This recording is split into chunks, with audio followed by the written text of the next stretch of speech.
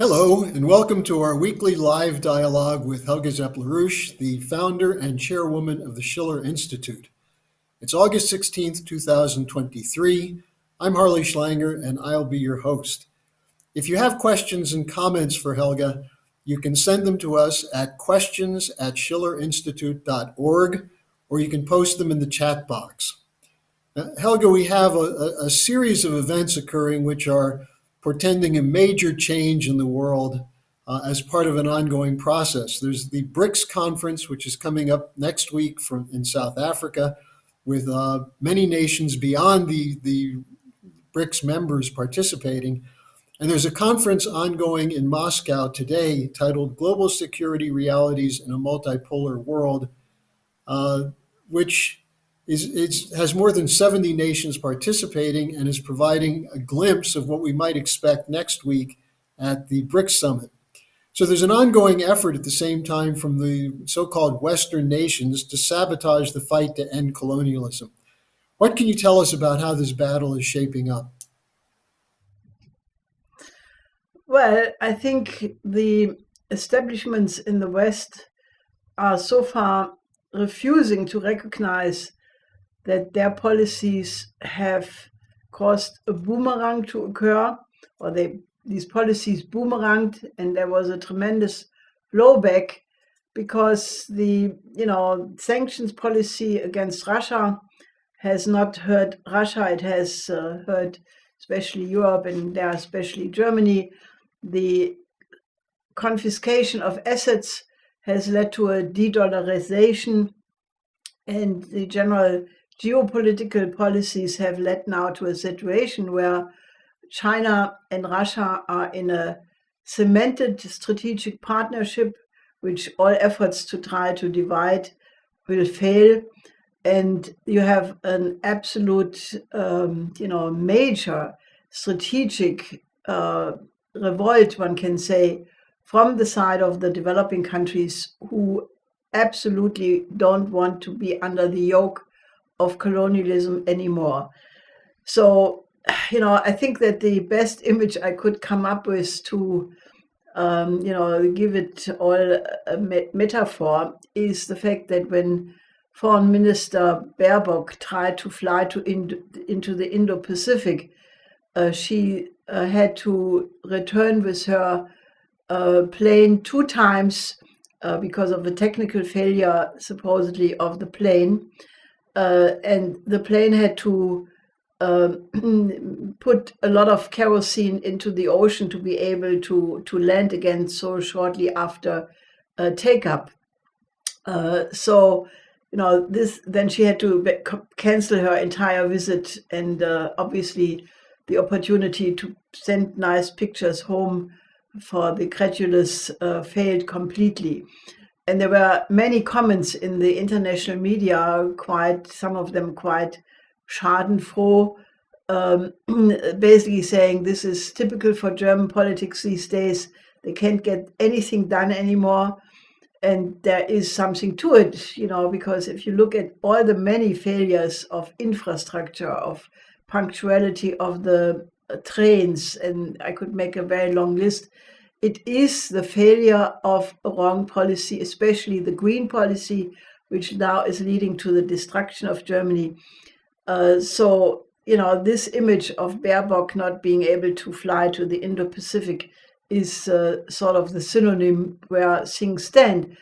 And, people in the West, I'm not talking about the establishments, I'm talking about the people, the populations, they have to recognize that there are changes which cannot be remedied by going back to the old ways. One is that, the result of all of these policies of eastward expansion of NATO over 30 years and all the subsequent developments which happened has led to a situation where it's very obvious that Russia has made a decision that they are no longer counting on politicians in the West. They're no longer trying to, somehow find people in Europe, the United States, for sure not, to have a peaceful policy. or to have a policy of disarmament and somehow trying to solve problems through diplomacy. And they are now reorientating. I think the relationship between Russia and China is one thing. There are some people in Europe who still are trying to either appeal to Russia or to China with the intent to get them to cut the relationship between Russia and China. I think this is absolutely condemned to fail. It completely misestimates the resolve of these two countries who have drawn their conclusions out of Western policies.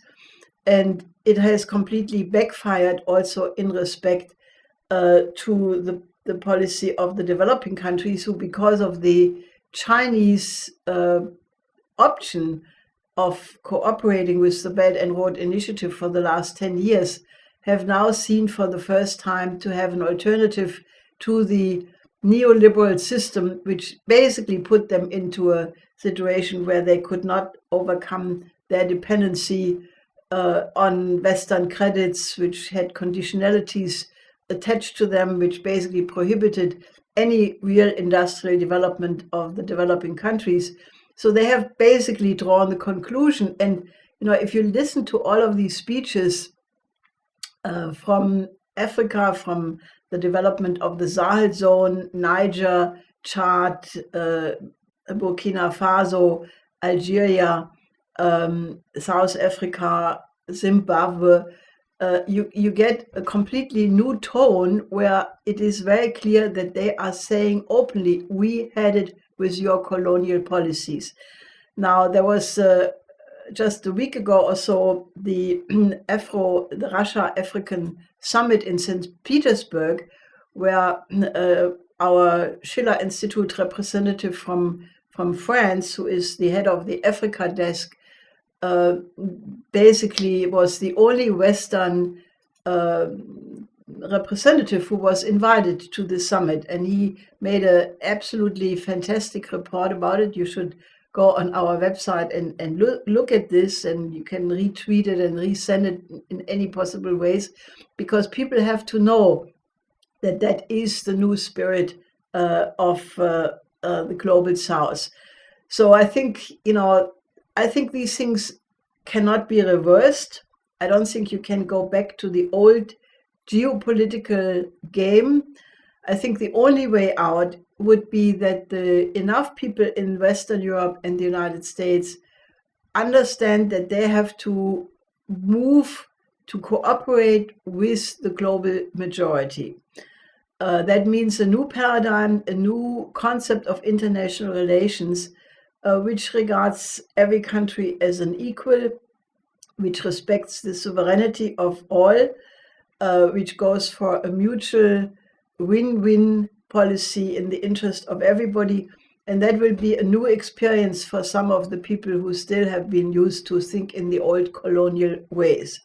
But it's a very hopeful development for mankind as a whole. And the more quickly we can get, at least some portions of the establishments in North America and Europe to recognize that, the better, because the continuation of trying to stick to geopolitical aims can only lead to the demise of the West. And that is unfortunately an option also, because if Europe does not find a way to cooperate with the global South, Germany right now is about to crash against the wall and become completely deindustrialized with unbelievable social consequences. So we are really at a epochal change, but of a quite different way than Chancellor Scholz talked about more than a year ago, because it is the transition from the colonial age to the modern age, where colonialism will be a question of the past. One of the leading fronts of this battle is taking place in Africa around the coup that occurred in Niger. Our associate Jacques Cheminade, a former presidential candidate in France, put out a statement on the attempt by the French and other Western countries to interfere in the situation there. Jacques called for France to stop its neo-colonial interference in Niger and to move for a dissolution of NATO. Now, given the sharp negative response from African nations to France, US, to ECOWAS, and others who are making threats against Niger, is it possible, in light of what you just said, that Cheminad's proposal will get some support? Well, I think so. I mean, it does not look like it right now, but there is clearly part of the French, I would say, even establishment. If you think, for example, that the military is belonging to the establishment, I think that there are many people who absolutely think like de Gaulle, that to be in NATO is absolutely not compatible with the preservance of French national interest. That's a big factor. It's I think it's strongest in France of any European country because they have the tradition of de Gaulle, who after all left NATO. Then secondly, I think that there is a phenomena which in France is also stronger than in any other European country, and that is the phenomena of sovereignists. These are people of very different political shades and colors, but they all are basically convinced that the sovereignty of France is what is absolutely crucial, and they see that threatened by NATO and by the EU. So I think given the fact that the present policies of the French government of Macron is one of militarization of the economy combined with brutal austerity, which hits the poorest part of the population.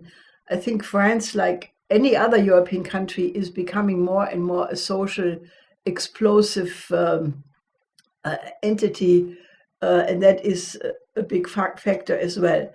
So, given the fact that the Schiller Institute and the Solidarité et Progrès party of Jacques Cheminade are also respected voices inside France, I think that there is a hope that we can, show the way into a different direction. It will take a lot of work and a lot of courage, but I'm actually optimistic that we can do it. Well, we had someone write in on the BRICS currency question. There's a lot of speculation. Will they come up with a new currency or not?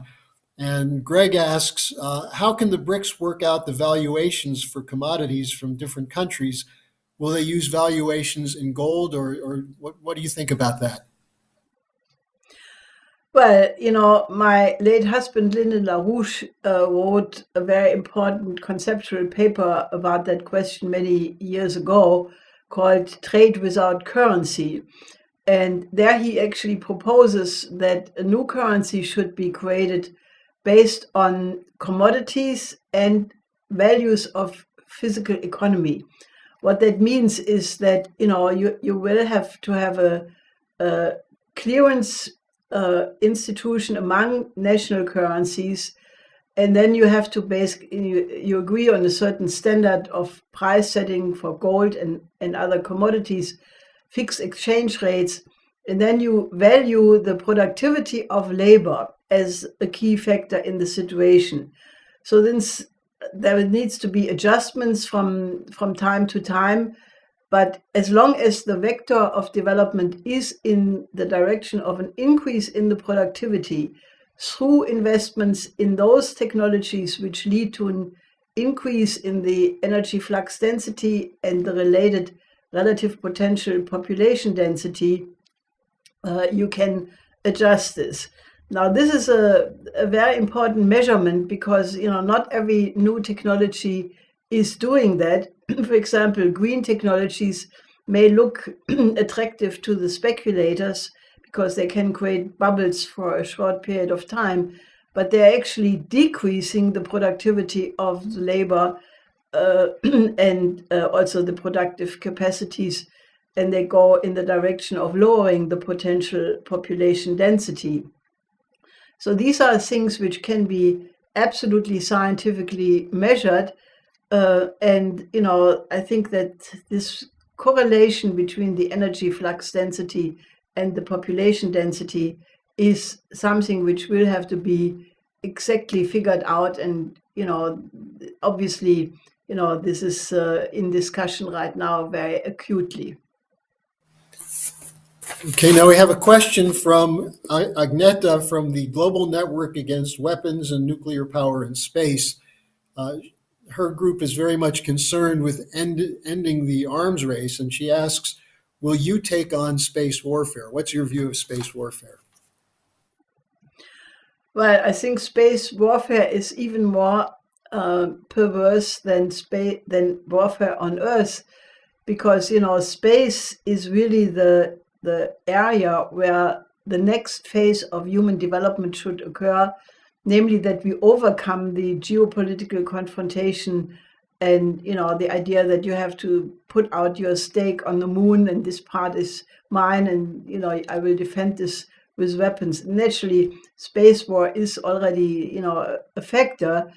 I mean, you have basically the control of almost every every kind of warfare from space on Earth already right now, and that is shortening the warning time to even less time than you have it on Earth.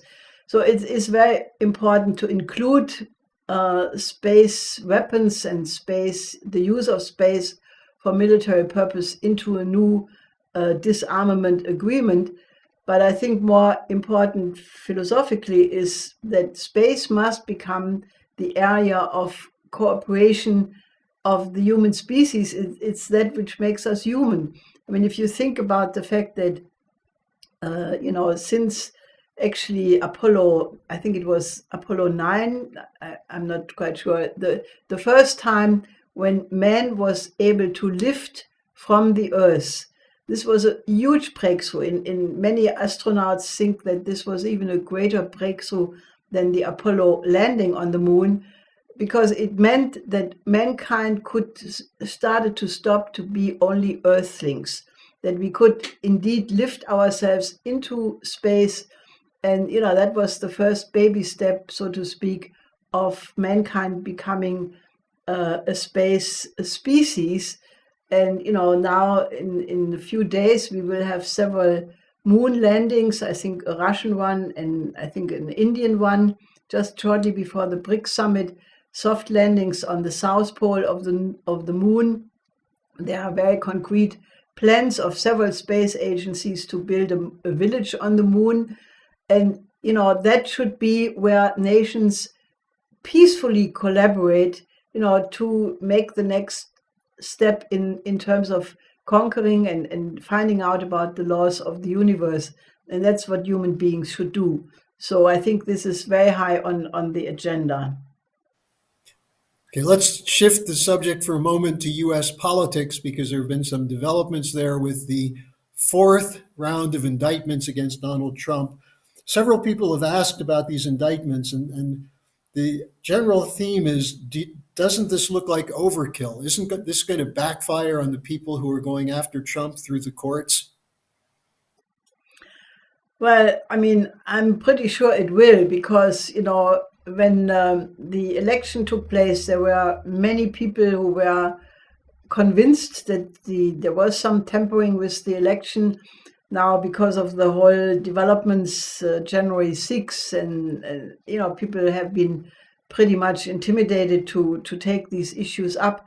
But Trump is way, way ahead in the lead of the Republicans, and you have now with Robert Kennedy Jr. on the Democratic side, you have a non-establishment candidate on the Democratic side. So I think the political landscape in the United States is very much different than it was during the last election, and it becomes unpredictable. I think that the Biden administration is extremely concerned, and not only Biden, the administration, but the Atlanticists in Europe are quite freaked out about the possibility that either Trump or Kennedy could win the election, and that would be, in their view, an end to their entire design.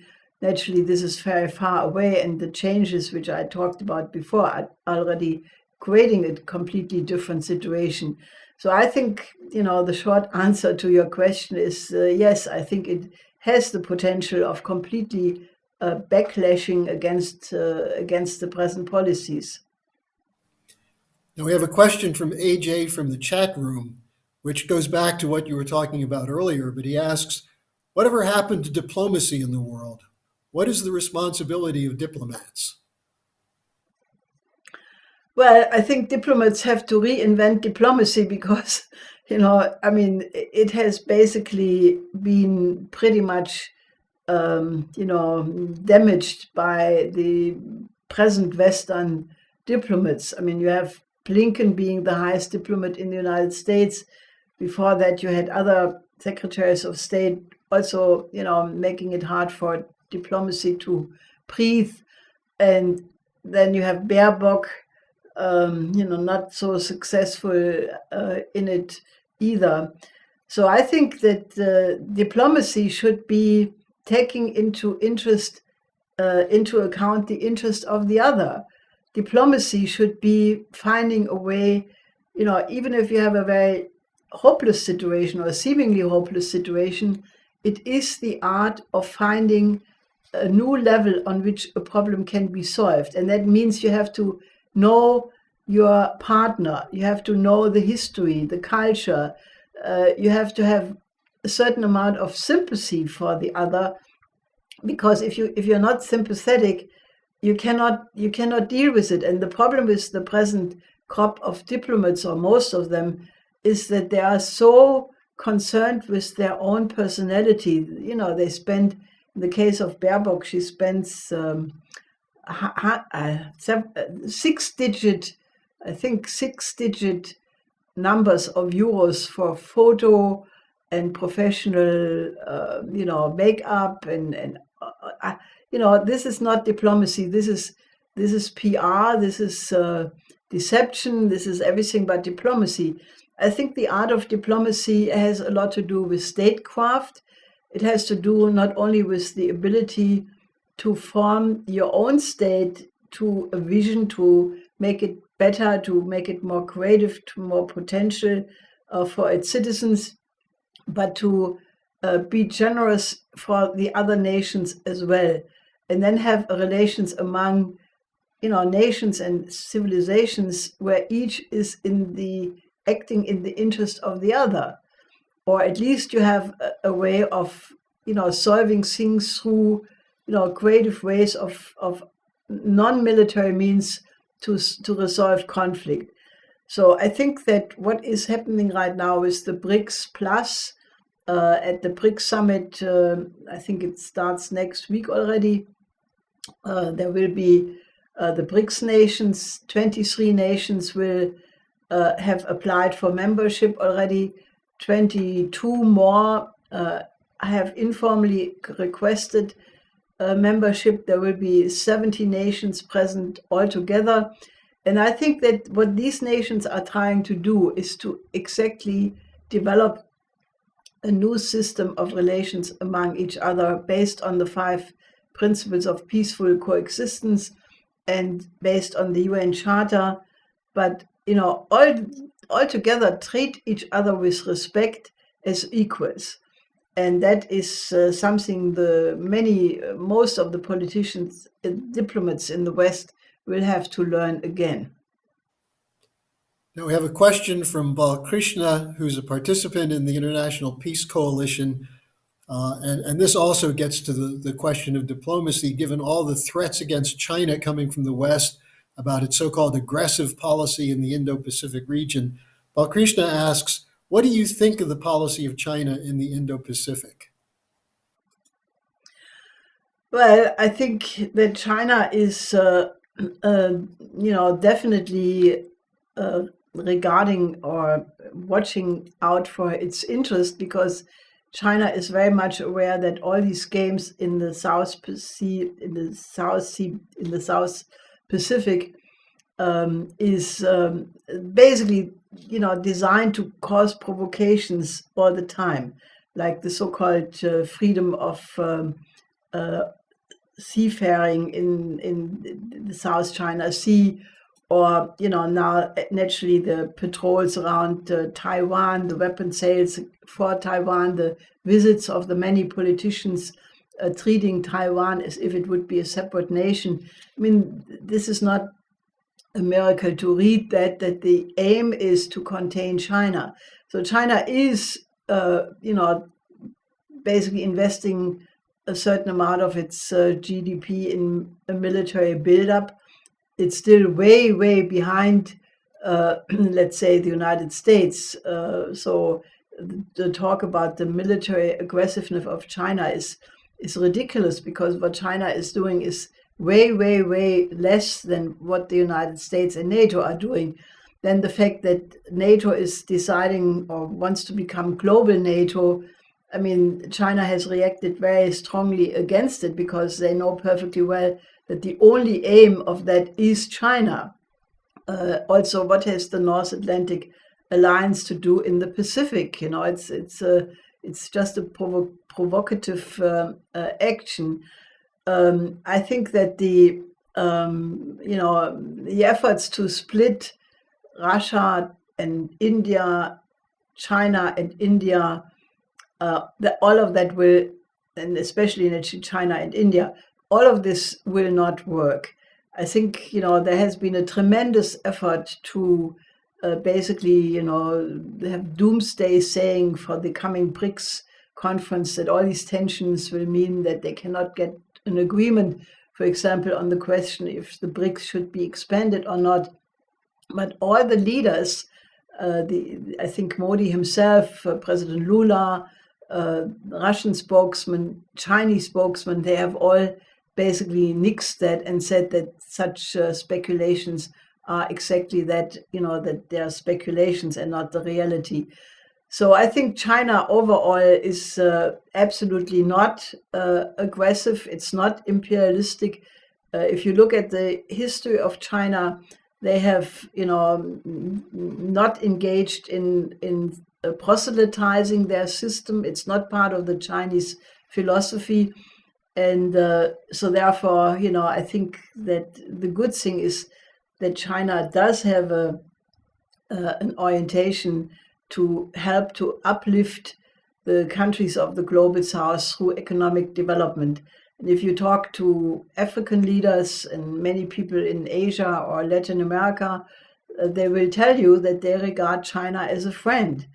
And, that is their experience.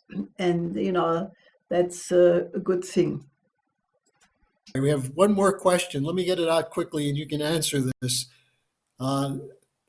It's from Menasha, who wants to know, when you're talking about geopolitics, he asks, is this the divide and rule policy of the old imperial system? Is that what they're using to divide the African countries against Niger? They're trying to very clearly, but it does not look like it's working. As you can see by the fact that the economic organization ECOWAS wanted to have a military operation against Niger, but they had to call it off indefinitely, because they realized that, first of all, the stakes are extremely high. If they would have gone ahead with it, it was threatening to blow up the entire African continent. And, that would have had really unforeseeable consequences for everything, including, mass refugees and total collapse. So they had to call it off, because several leaders of neighbor countries came out very strongly in defense of Niger's present policies. So I think that failed. I think the danger is naturally that other conflicts could be ignited. But I think the new factor in the situation is that the Africans really have, they say so publicly. If you read the African newspapers or you listen to African media otherwise, they are saying it. They say, we have enough, we don't want these games anymore. And that's a completely new tone in the situation. And I think it's actually a very hopeful development that this can pursue.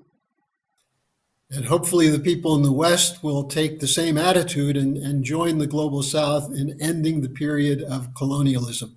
Helga, thanks for your patience with the internet problems today. We'll be back again next week, and I assure you my internet connection will be better then. So until next week, we'll see you. Okay, join the Schiller Institute.